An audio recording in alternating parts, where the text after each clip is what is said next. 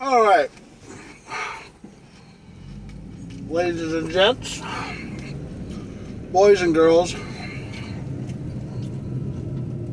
fans of Berserker Claws, welcome to another episode of the Berserker Claws podcast or Berserker Claws show.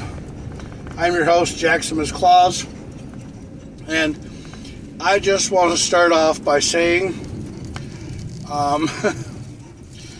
that I'm actually kind of glad to be here. Glad to be alive, and glad nothing happened to me. Because, well, let's just say I kind of fell asleep through 3 tornadoes. So, I fell asleep through 3 tornadoes in my apartment complex. I'm already downstairs in the basement of my apartment complex, so I live on the ground floor. So, I don't know if that's, considered, cool or, or what. I have really no idea. So, I'm in the basement. And I always think that if the building were to fall on me and I was to, not wake up, then that's probably God telling me, hey, sayonara, you're done. You don't have anything to look forward to. You're pretty much dead. But see, the thing is that if I died in my sleep, I would probably be a lot happier dying in my sleep than, sitting there watching an IV thing, beep, and watching my life basically just end when the thing goes beep, beep, and then flatlines,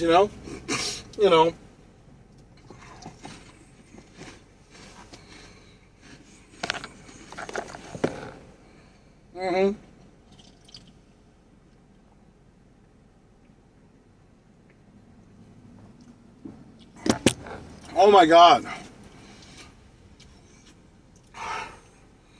Also, so I didn't film this. Yeah, I didn't film this. But I bought me a juicer. And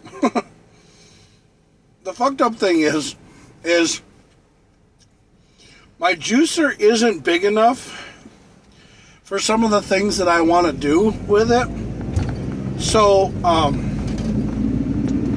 I'm already looking into a bigger juicer. I'm already looking into, a really bigger juicer. Something that, I can juice the shit out of stuff and be happy. Yeah.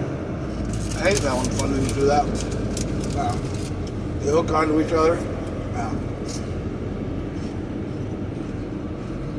I have a Funyun down there on the floor. I have to pick it up later. Well, so anyway,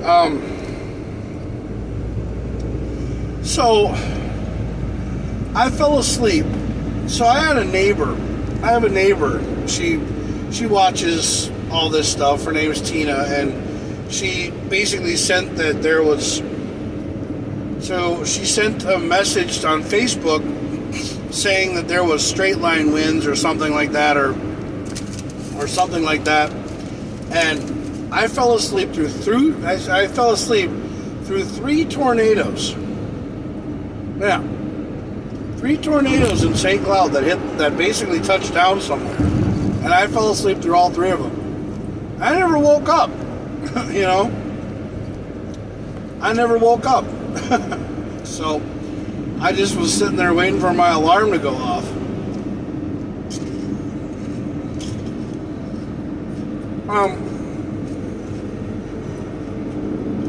I don't know what it is about me, but do people honestly think that I'm fucking made out of money? Yeah, because I have people who message me every day, and they ask me hey, will you take me to Dairy Queen? Or will you take me to go get my medicine? Or will you take me to go get my stuff? I'm not fucking made out of money, y'all.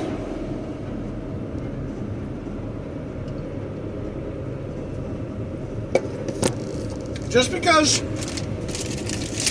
I brought food up to the car meets every once in a while. I do that because, to be 100% honest with you, it's the only way that people really seem to actually like talk to me.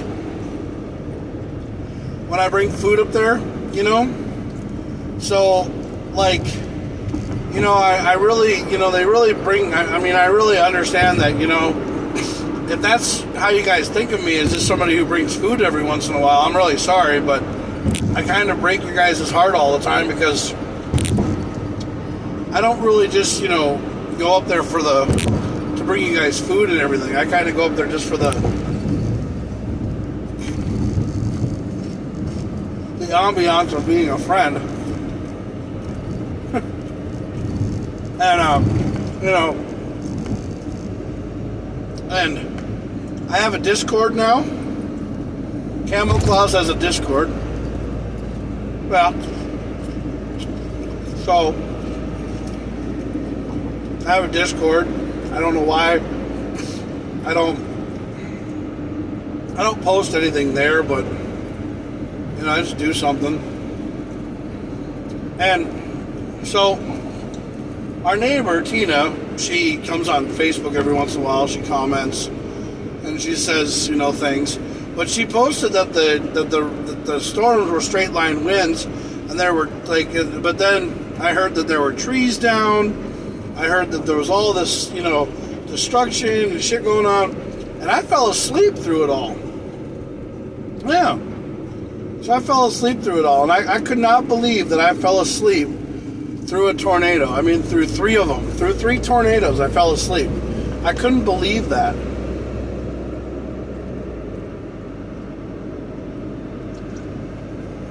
And another thing that is really cool in my life, I got a juicer.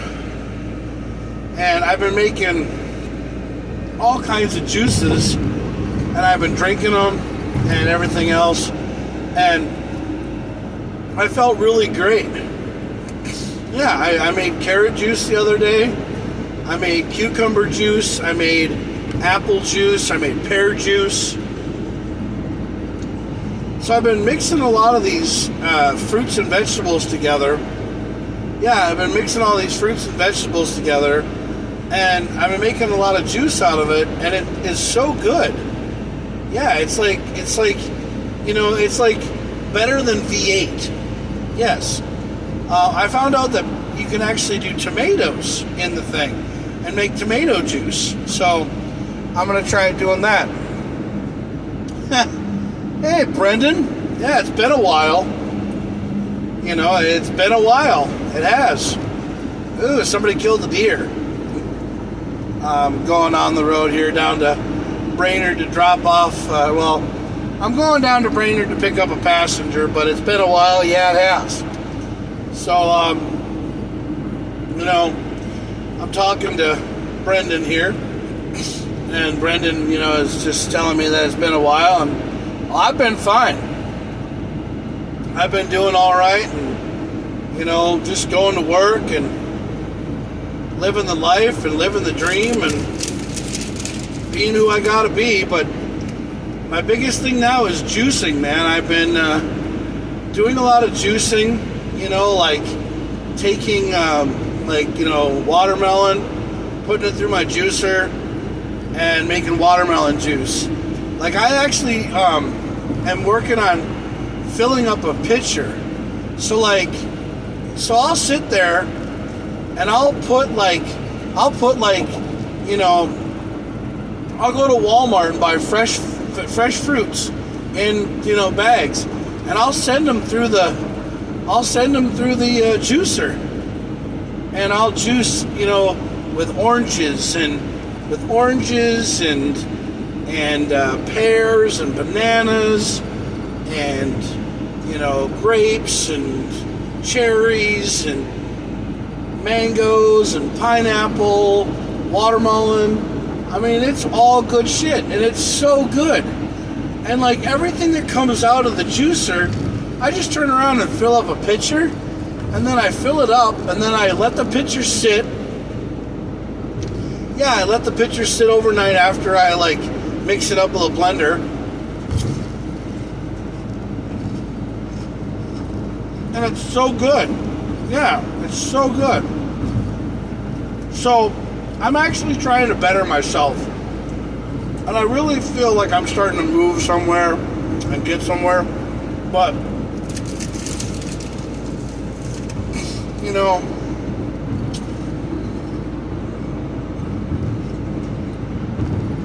just started the carnivore diet. Wow, meat and eggs? That's good for you, bro. Yeah. Meat and eggs is really good.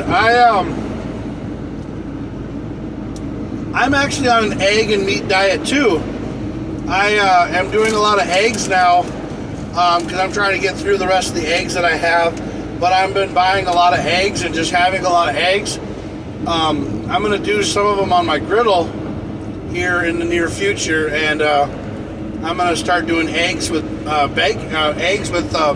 burgers.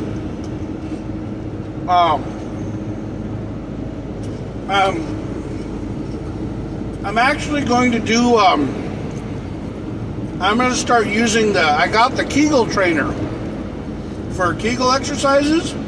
So, I'm going to start doing the Kegel training. I'm going to start using the Kegel trainer and filming it and showing people how it works.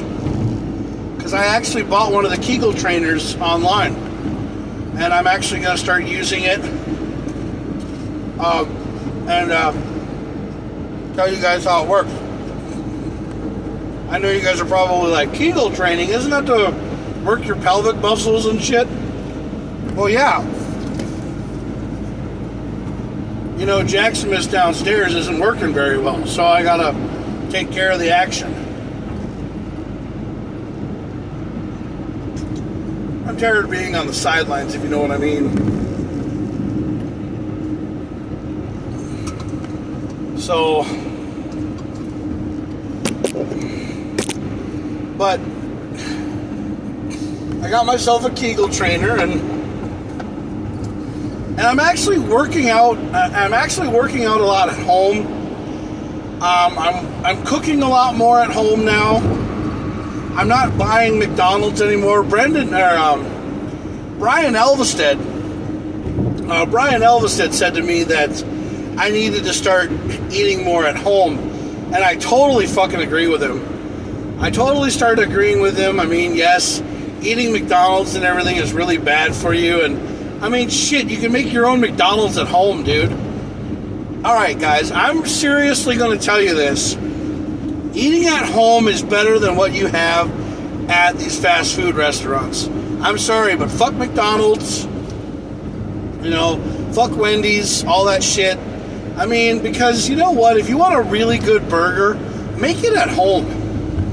Go get meat from Walmart, you know, like an 80-20, you know, ground chuck, you know, mix it in yourself, make it really good yourself, and then cook it at home on your stovetop griddle or in a pan. Put a little salt and pepper on it, and, you know, just, you know, go and, you know, just basically, you know, go with what you got to go with, you know, because that's what you got to do. I mean, you know, you have to understand that, you know, McDonald's and those guys just do not, you know, they say they make it right, but it's bad for you. It's not good for you, you know, and if nature don't make it, don't take it. I actually took that line from something because, you know, he's absolutely right. I've been doing a lot of research and I've been doing a lot of things, and I'm trying my best to start eating more things at home. Because damn it, the thing is that us Americans, you know, we have to eat at home. We have to start making our own meals and making good decisions, and that's what we have to do. And, you know, the government and everything else is trying to make us, you know, eat everything that we possibly can. But it's so high.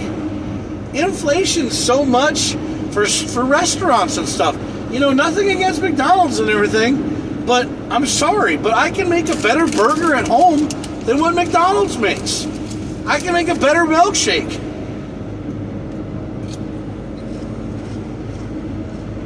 Because I can. It's just that we're lazy. Americans are lazy.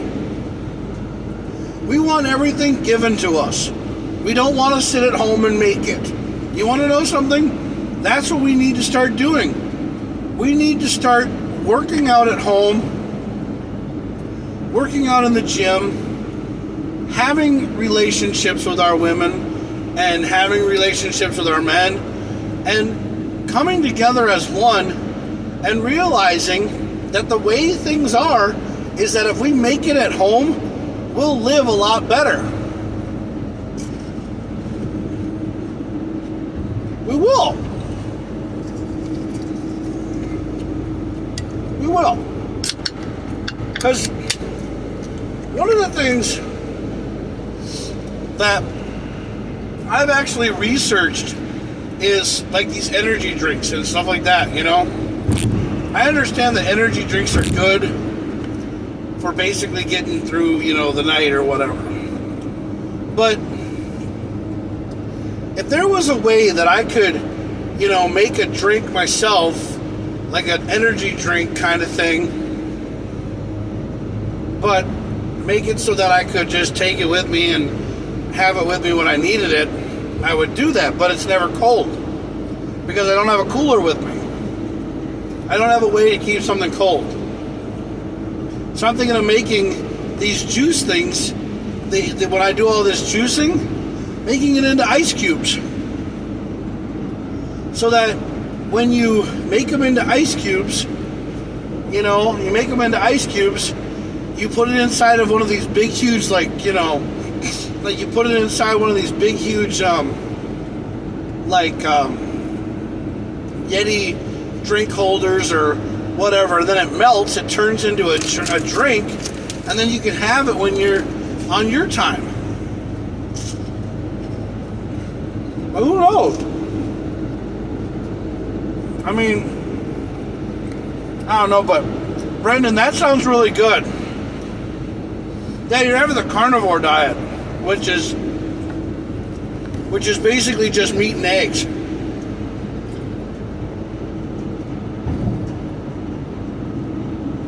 Yeah, which basically you do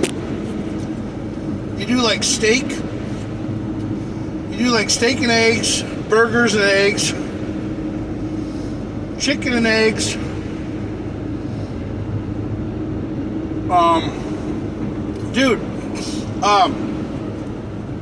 One of the things that you can have is, have you ever tried an omelet with chicken? Yeah. Do an omelet. Do a 6-egg omelet with chicken, with cut up chicken, like grilled chicken. Oh, it's so good. Chicken and bacon. Oh, it's so good. I had that the other night. I had that a long time ago. I did chicken, egg. I did chicken, egg, and cheese with bacon. I made an omelet. A 6-egg omelet with bacon and chicken.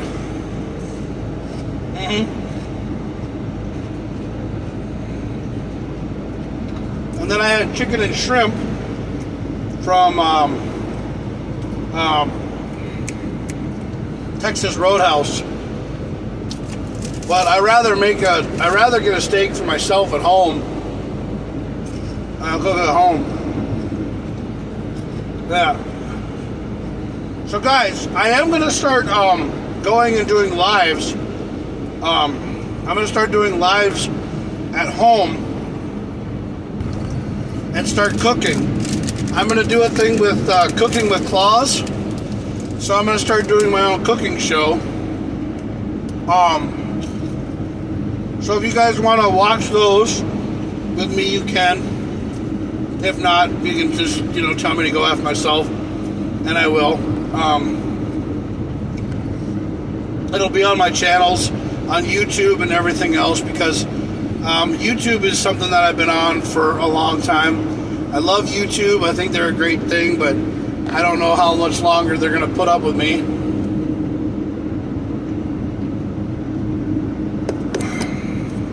But when I'm doing the juicing and stuff, guys, I look up all the stuff that I juice, and I'll tell you, it actually is so much more fun to juice and to do the juicing and stuff, and to go ahead and actually do it. And it's really fun. I mean, juicing sounds like something that you do like when you're playing sports and shit. Oh, I'm juicing. It sounds like I'm doing steroids or something, but it actually really isn't. You know, if you guys lose me, it's because my transmission isn't working very well. Because usually it says that I lose transmission around here when I get to Royalton, which is really kind of stupid, because Royalton, for some odd reason, doesn't like my cell phone. But once I get through the town, it goes perfectly fine, and then it's back to normal. But I haven't lost it yet. But I just want to tell you guys that, you know, I'm changing over a new leaf. And, you know, I'm actually trying to better myself. I'm actually trying to be a hell of a lot better of a person. Jack's actually trying to get rid of his Mini Cooper. I'm trying to buy a Jeep. Because I want a Jeep, because I love Jeeps. I think Jeeps would be a lot more fun to have. You know, I'm just trying to be more America, you know? Trying to be more me. You know, trying to go back to the Viking style of who I am. You know, the big hungry style person that I was. You know, with a little bit more Viking twist. And just trying to be me. I mean, I've lived my whole entire life of listening to people talk down to me and tell me that I'm not good enough. I'm a piece of shit. I'm just a failure. And I've heard so many people talk negative about my ass that, you know what, I'm basically telling them to go fuck themselves. Because the thing about me is that, you know, if you guys want to have laughs and you guys want to have fun and you guys want to be my friends, you guys know the real me. So, you know, I'm always going to be real and upfront to you guys, you know, because that's the way I want to be. And, you know, I'm tired of people always being negative to each other. You know, we live in a world where everybody's so negative towards each other. You know, I mean, yeah, you know, people live their lives differently than everybody else. But one of the things that we need to start doing in this world, and that's loving each other. I mean, it doesn't have to be like a relationship kind of thing where you sit there and you think, you know, you don't have to sit here and think, well, shit, you know, I love this guy, but I love him like a homosexual kind of way. No, it's basically you love him like a family member. You know, I love people all the time. I love people all the time. I don't ever want to hate people anymore. I don't care where you're from. I don't care what color your skin is, what your gender is. I love you. And I posted a thing yesterday about joining this thing called Undersaken or Unsaken, which is basically a clothing brand, which is all about God and everything else. And you know what? If you guys want to make fun of me and you guys want to tell me that I'm stupid for this and I'm dumb for this, well, I'm following Jesus, man. I'm starting to follow the Lord. I'm starting to to, look up, pray to him, follow him, and understand him. Because, I've asked for him a couple of times, and he's pulled my ass out of the ground, and he's basically given me something to look forward to, when nobody else had my back. I know that I have family members that care about me all the time. I know that I have people who love me, and I know that I have people who, if they don't hear from me in a couple of days, they wonder that, hey, where's Jack at? What's he doing? Why is he going through shit? Why has he got to go through the crapper all the time? Well, the thing is that most of the time, people need to hit rock bottom. And you know what? I had the devil sitting there telling me, hey, come down here. It's so much better down here. You want to know something? I told the devil to go fuck himself. I pulled myself out of the ashes. I pulled myself out of the ground. I looked up and I saw angels. And I know people are probably laughing at me, and they're probably like, oh my God, what is Jack smoking and what is he on? But you want to know something? There's a lot of cool hippies around here that I would definitely love to have my back, And,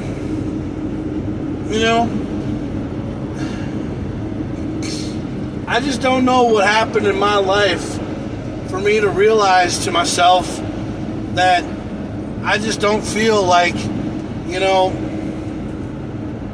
I ever had anybody to tell me that everything was going to be all right. But I ran into my friend. She's a nun, and she saw me again. She's on my bus. She was a nun friend of mine. She's a really great lady. She'll be leaving to go to Rome for for a year, and she's a nun of mine. Well, she's a friend, but she's a nun, and she told me that everything's going to be all right. And I believed her. And, I just want to let you guys know that sometimes if you believe in God, maybe it'll help you out. Maybe you just have to believe. Maybe you just have to start understanding that things will happen for you if you believe. And maybe people will change their tune and stuff. I'm not saying, just start, praying every day, but just believe, Because there is a light at the end of the tunnel. And I'll tell you right now, if you always think it's a train, it's going to be a train. But if you believe and you hope that it's a light at the end of the tunnel, it's going to be the best damn thing for you. So maybe you just need to start believing in yourself. And, if you want to kneel like Tim Tebow, go for it. But just remember, we also stand for the flag. Kneeling doesn't make you any different of a person, because you're kneeling for God. You're believing in God. You're understanding, oh, Heavenly Father, forgive me for I have sinned. For I have done something that shouldn't be done. Can you please show me the way? Can you please guide me? Can you please tell me that everything's going to be okay? Give me a sign. Amen. I'm not sitting here trying to tell you to believe in who you want to believe in. But the thing is that I do. Sometimes I swear to God. Sometimes I get mad. But sometimes I feel so down in the dumps, like the devil standing there telling me that I should follow him. And I should listen to what he has to say. But then you know what? I always have that light. I have that angel, that person who pulls me away from it. It makes me feel better about myself. Because there is a light at the end of the tunnel for people who believe. And someday we're all going to be in the promised land. I always have this dream someday that I get up to heaven and And God looks at me and goes, Jack Crading, didn't you change your name? Aren't you Jaxamous Claus? Back to Earth for you. Woohoo! You know, I'm going back to Earth because I ain't dead yet. But Jack Crading is. Jack Crading's gone. You know, he's dead and gone, you know. He's a bad boy. Jack Crading believed in the devil. And that's what happened to him.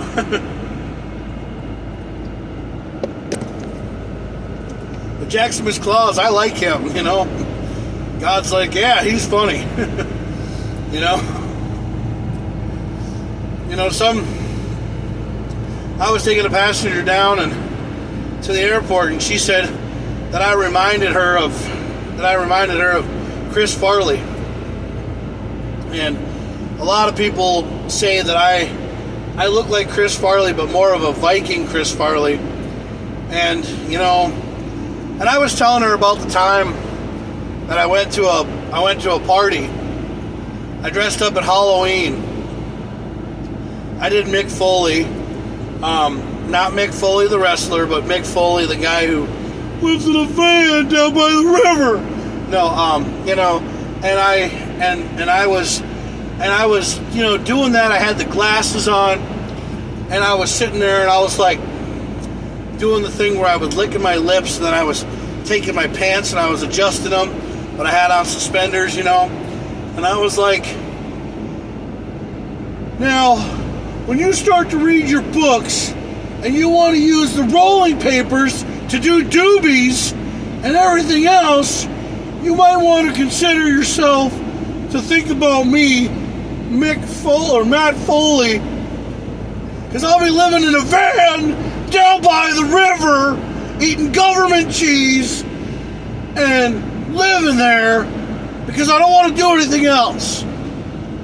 So maybe you need to shapen up and be happier. Go to school. Don't be a fool. You know? And then all of a sudden, Loverboy came on. Or Everybody's Working for the Weekend by Loverboy came on. And I ripped out of the outfit and I started doing the Chippendales dance.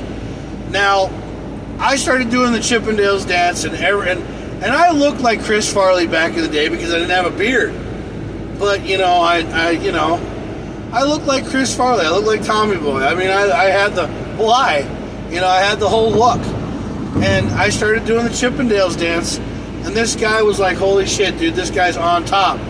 So he thought I was really funny. And everybody at the contest, at the Halloween contest, thought I did the best Chris Farley impression, and I ended up winning $1,000. I mean, this was in Virginia, so I was by myself, and I didn't have a lot of friends, you know, because sometimes in Virginia when I was there, I was by myself, you know, but most of the damn time, I would go out and I would just hang out by myself, and I would do things, and people would just love me. And I've realized to myself, every time that I've ever been alone or ever felt alone, I know there's somebody watching over me. Whether it's Dustin, whether it's my grandma, you know, whether it's my Uncle Petey, or my grandparents, or whatever, somebody's watching me.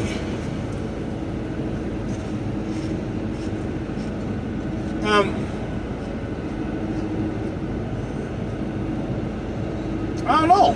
I just feel good about myself, you know? And the other day, I went to the bar. I went to Benton Station. I actually sang at Benton Station, and Zach and those guys said that I did an awesome job doing karaoke. And I didn't think I did so well, but Zach was like, holy shit, you got up there and you sang. And I did Courtesy of the Red, White, and Blue by Toby Keith for the 250th anniversary of the Army. I saluted the Army.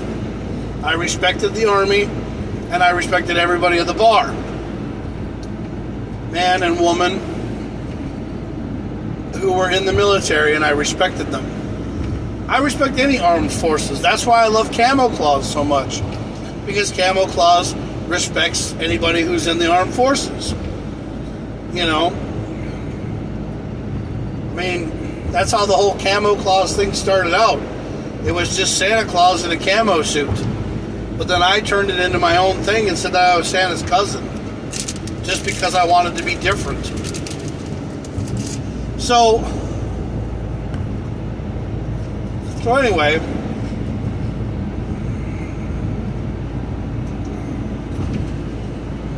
anyway,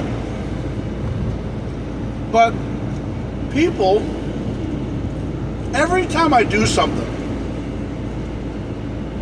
I do it for me, you know, because I want to be loved by people. I don't want to be hated on. I wish the world would get along. I wish we wouldn't fight anymore. You know, I wish that we could just live our lives as human beings, not worry about sending people back to their country, you know, if they're not doing anything bad. I mean, if they're trying to get their citizenship, they're trying to get their citizenship. It's just that they don't have enough money to do it. Because it costs a lot. It costs a lot to get your citizenship. Yeah, it does. It costs a lot to become a U.S. citizen. It's expensive. You know?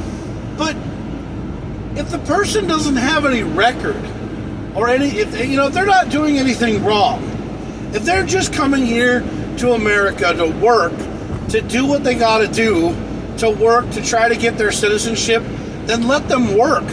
Let them work and let them do their thing. But if they're trying to, if they're trying to smuggle things into the country, if they're trying to, rob things, if they're doing bad things, then that's when you got to worry about it. But that's what you do. You just don't take people away from their families just because, they have a Rodriguez on their last name, or they have, something in their last name and they're not a U.S. citizen yet. They're probably trying to get citizenship. They're probably trying to live their lives. So that's what they're trying to do. But you can't just keep on going and taking people from their families. That's not how it works, man. That's not how it is. I mean, that would be like, if people started taking you from your family. What if the tables were turned? And your last name was like, like Thompson. And they were like, you came over here from from Germany or something, or like you were a German person and you came over here from Germany. You gonna take them back just because they don't have their papers? I mean, come on, they're trying to get their citizenship. They're probably trying really hard to get their citizenship. They don't really want to deal with this shit. I mean, that's what I see, man. But you know what? We live our lives one day at a time. We go to bed, we wake up in the morning. When we wake up, we look up at the sky, we say, thank you, God, for giving us one more day. Giving us one more day. Or we just say, thank God we're alive. Now let's live our lives to the fullest and take it one day at a time. And that's how we need to live. We need to start living each day for us. We need to start being happy. We need to start understanding that there is a world out there in which we can be happy. We don't need to dangle a carrot in front of somebody's head just to get their damn life changed around. We just need to start working on doing things for us. You know?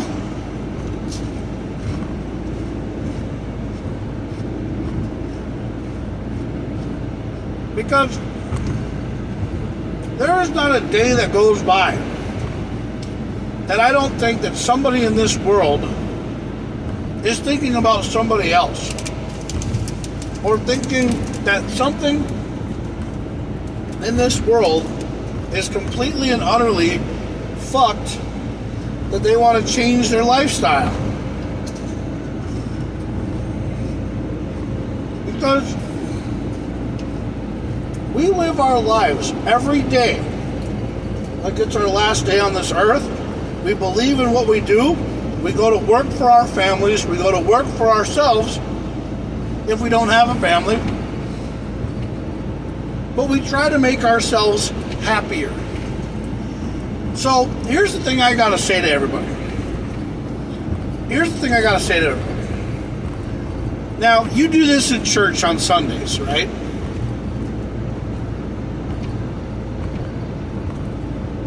So, if you're in your office tomorrow,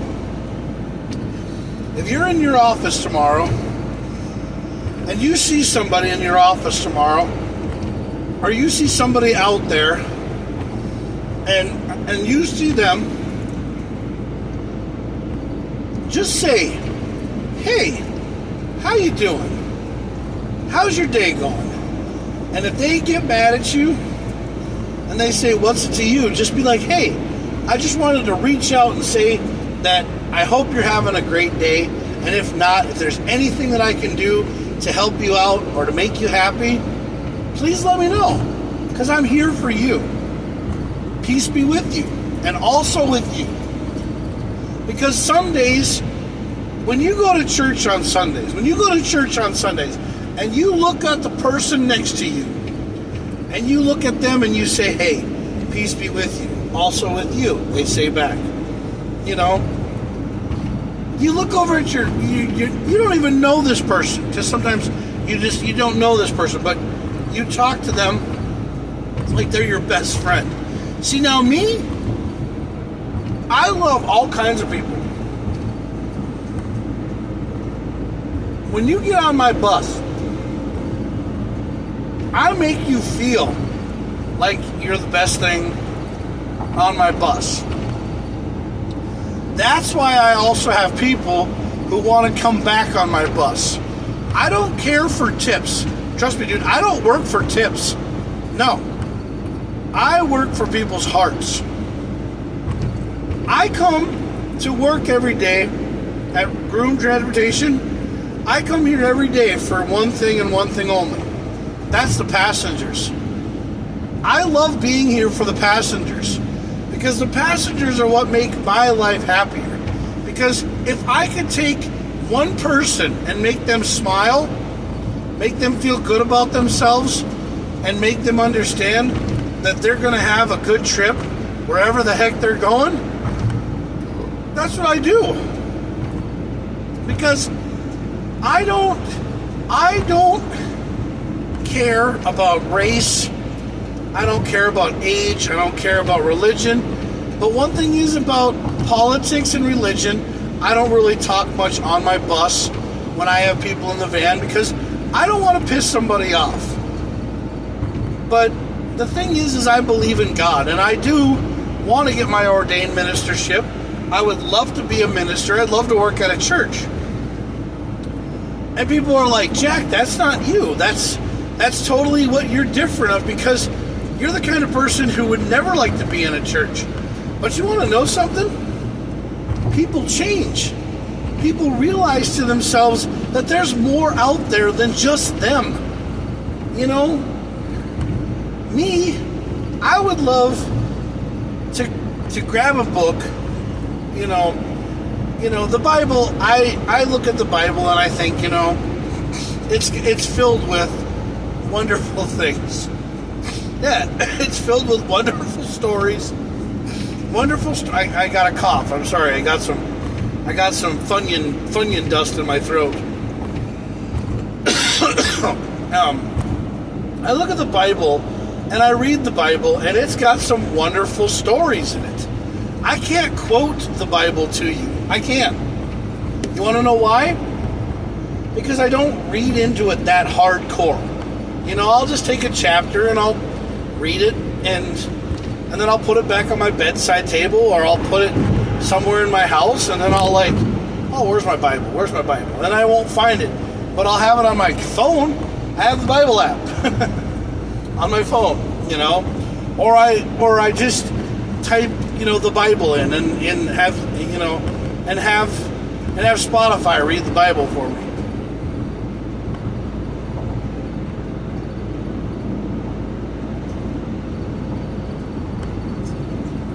Because the thing is that, I don't know, people look at me a lot differently than everything now that I'm not with my significant other anymore. And, I hope that Joe finds inner peace. I hope that she finds what she's looking for. Because I know that I messed her up. I know that we had our problems. And I pray for her every night for her to find inner peace. Yes. I hope she doesn't laugh at what I say, because, Christianity and God is really something that I follow a lot now. I do follow Norse mythology too. I've also had people tell me that the rune stones in Alexandria, Minnesota are fake, that they're not real, that they're made up, that somebody went out there and just chiseled these stones with a Dremel tool and made them up. But, I don't believe them. I'm going to take my own consideration, and I'm going to follow Norse mythology the way that I want to. I'm going to read books, and I'm going to look into it, and I'm going to think what I want to think. And I'm going to get out of these groups that I'm part of, because 90% of these groups that you go into, these Norse mythology groups, all they're people doing is trying to sell knives and swords. Yeah. It's like they're selling weapons. Yeah, they're selling weapons. And Vikings, back in the day, were just farmers. They were just farmers and gatherers who raided and pillaged to basically grow their land. And they ended up fighting and fighting and fighting. And then they sent in 1001, they sent Leif Erikson to find land. And Leif Erikson found land. He found the area that Christopher Columbus found in 1492. And it was written in books. And it was written in everything else. But it had to have happened, because somebody had to have done it. Somebody had to have done it and made it happen. But they always sit here and tell us that the Vikings and stuff like that didn't happen. All Vikings is a TV show that comes on after the Game of Thrones. And then the Vikings are, Marvel characters. But you have to read your own character thing. You have to read your own, you have to read your own life, your own story to believe what you want to believe. But one thing that you can believe in that is true, that I've seen, that I've read, because there's 4,000 different books of it, is the Bible. Yes. The Bible. The Bible. I mean, people believe in the Bible for the sheer fact that they read into the Bible, because, one, the Bible is not something that is made up. It's a book I mean, there's the Book of Eli. There's the Book of Mormons. There's all these other books. But see, if there was a book that said the Book of Vikings or the Book of Norse Mythology, and people sat down and actually read the book and learned about paganism and learned about Norse mythology and learned about it, then they would probably have a different perspective on life. But see, the thing is that if you believe in Norse mythology, then you believe in God too, because God is believable, because they have a book on it. They have a book on it. They have scriptures on it. They have things that tell you. You just have to sit down and read it for yourself. Don't go out and do it because somebody else tells you to go out and do it. Learn and get your own information. Because that's the only way that you figure out for you to believe in it. And if you believe in it, then your life will change. But you want to know something?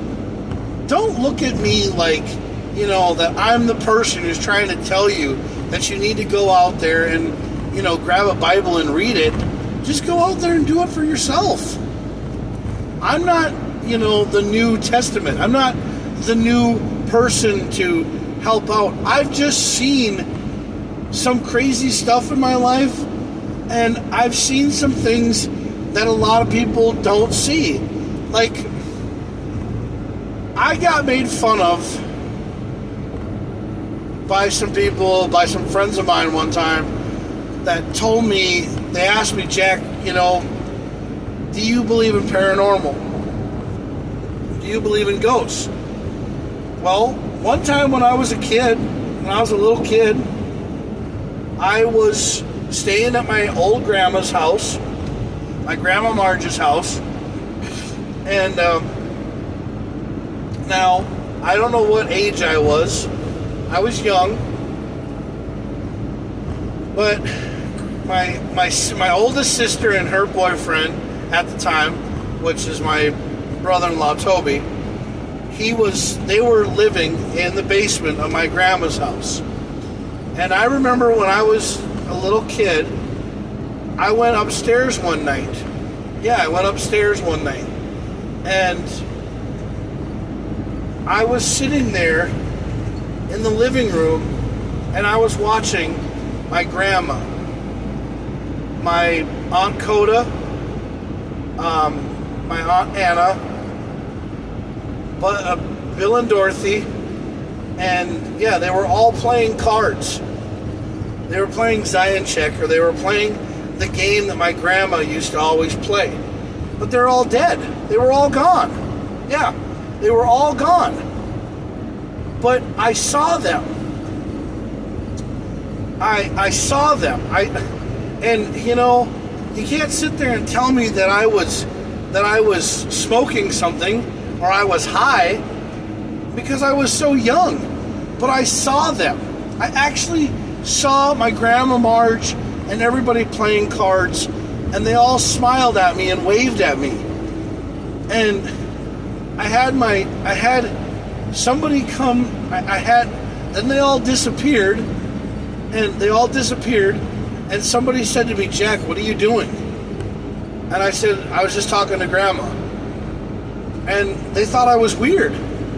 They thought I was nuts. When I lived in Washington, D.C., or when I lived in Virginia, a couple of my friends, we would go to the Battle of Bull Run, or not the Battle of Ball's Bluff, where the Battle of Ball's Bluff was, and there was a cliff that the soldiers fell off of at the Battle of Ball's Bluff. There was a cliff. They fell in the water. Yeah, the soldiers fell in the water. We went there at nighttime. It was really kind of dusk, but kind of like the park was closed. But we were walking around where the Battle of Ball's Bluff happened. We were walking around, in this park that was closed, and it was after dark. And I got to this spot, and I was there by myself. Yeah, I was literally there by myself, and I was seeing soldiers fall off of this cliff, fall off into the water, and I could see them happening. And when I went to battlefields like Antietam, or when I went to Bull Run, and I went to all these different battlefields, I see things that are so different than everybody else, and people are like, dude, man, whatever Jack is smoking, I want some of that shit. But it's not because I'm smoking anything, it's because I have a weird thing about me where I see paranormal activity. I see things like that, and it's just weird, okay? I understand that you can lock me up and throw me in, and throw away the key, but I'll tell you right now, I see it. And the thing is that when it happens, it's really creepy, and I don't understand why it happens to me, but it does. I've always had that sixth sense about me. Like, yeah, I see dead people, but I already know what people are saying. I can already tell you from your snide comments that you're not saying anything on Facebook, but you're coming off on me saying I'm weird and that I'm nuts and that I'm something scary and that I'm different. But dude, there are people in this world that have that ability. They have this thing about them, which is where they can see souls and they can sense them when they're gone. I mean, and I've never said this to anybody, but the night that we found out, and you guys are probably going to hate me for this, you're probably going to hate me and you're probably going to think that I'm stupid or you think I'm weird or whatever. The night that Dustin Van Camp died, okay? I'm going to tell you guys this right now. The night that Dustin Van Camp died and the night that I went over to the hospital, because I was staying at Lansdowne Resort, and that was right by the hospital. Trevor called me and told me to go upstairs or go over to the hospital. He told me to go over to the hospital. He told me to go inside. Yeah, he told me to go inside, and he said, hey, can you go inside and, and talk to them, and say and ask them if, someone's come in, or if, if there was a motorcycle accident that happened, can you talk to them? Can you say what's on your mind? And I go, okay, yeah, I can. And I can do that. And so I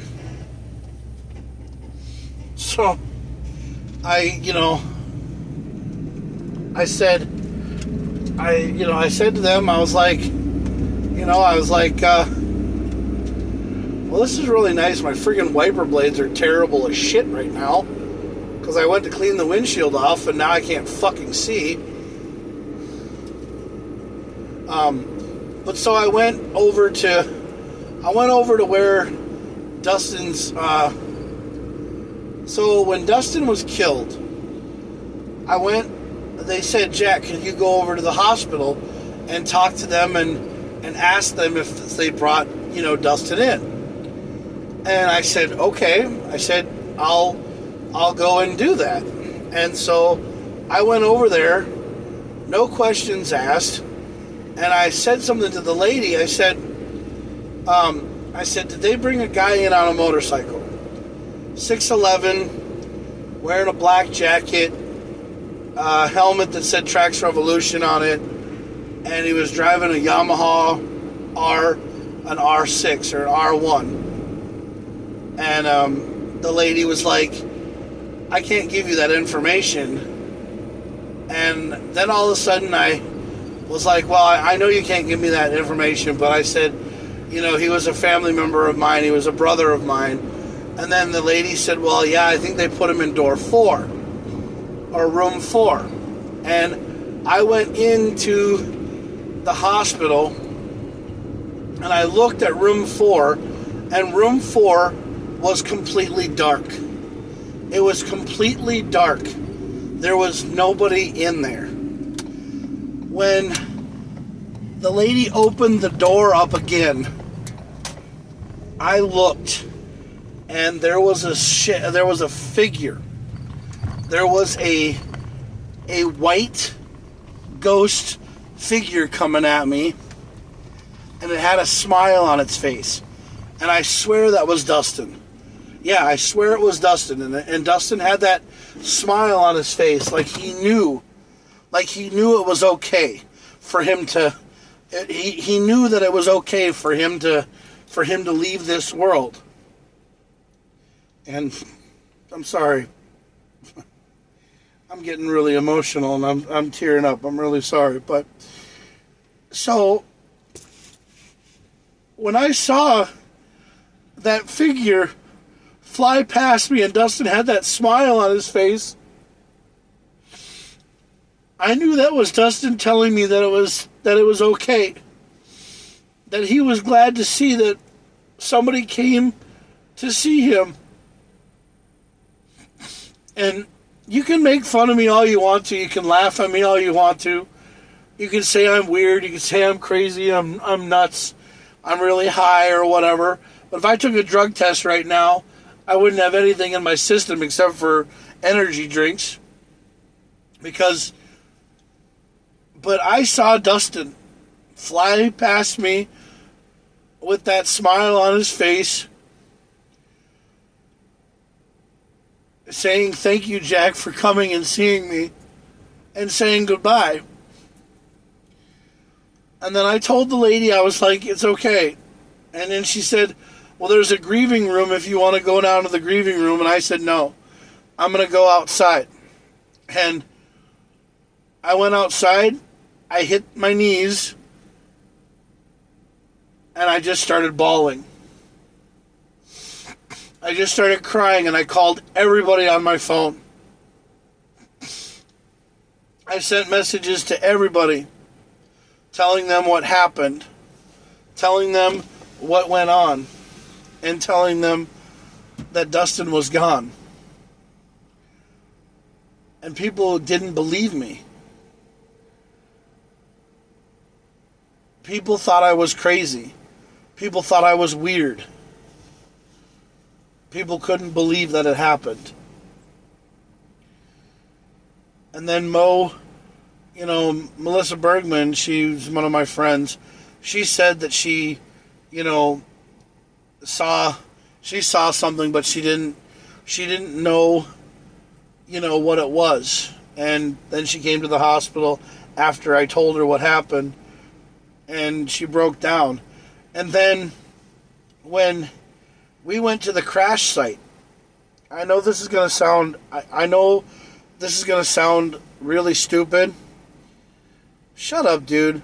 I don't want to get, boost cloud, just shut up, dude. Just leave me alone.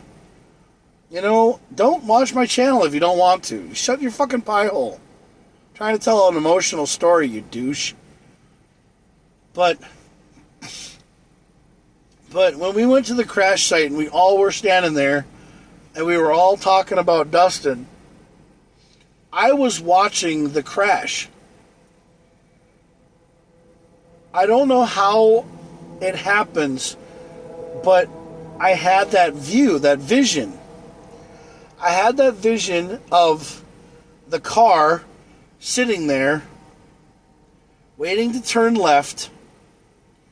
And then I saw Dustin coming up the road. And then I saw him hitting the car and flying through the air. Flying off the bike and breaking his 3, 4, 5 vertebrae in his neck, hitting the trees and everything. And I saw it happen. And and I couldn't believe that happened to a great guy. I couldn't believe that happened to a great person. And it made me really it made me really on edge, and it made me really uncomfortable. It made me hurt. It made me, judge life. It made me think, is there really a God? And basically I said to myself, I could not believe that happened to a greater person than Dustin. Because Dustin didn't deserve that.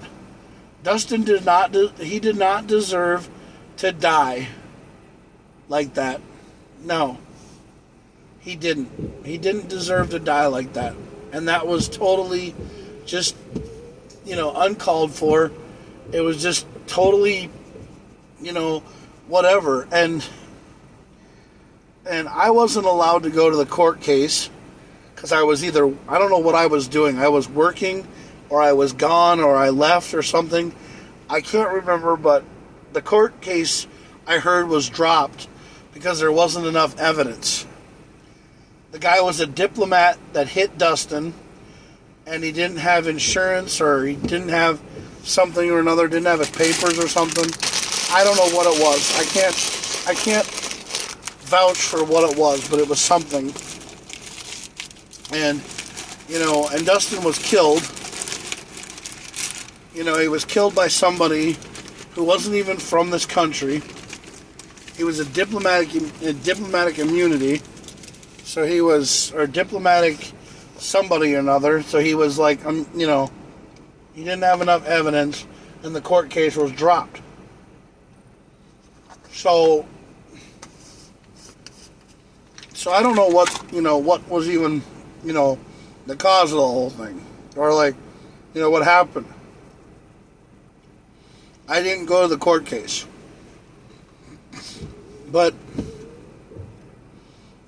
And then they took Dustin's body to Ohio to bury it, and I couldn't go to Ohio. But no, they had a wake for him. They had a wake for him in Leesburg, and I went to the wake.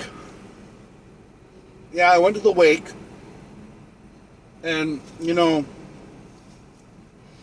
I went to the wake, and I talked to the family, and, I saw Dustin's mom and dad and his sister and everything else, and everybody got mad at me because I couldn't go to the funeral, and somebody said that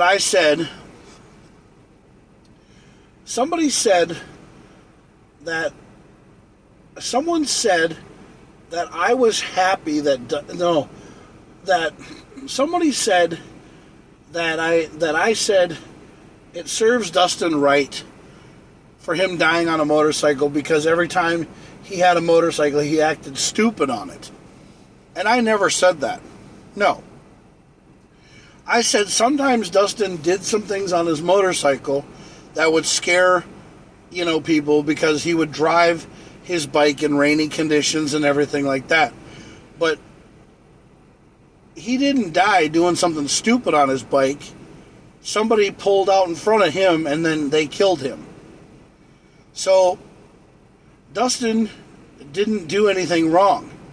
And I never, ever wanted anything to happen to anybody like that.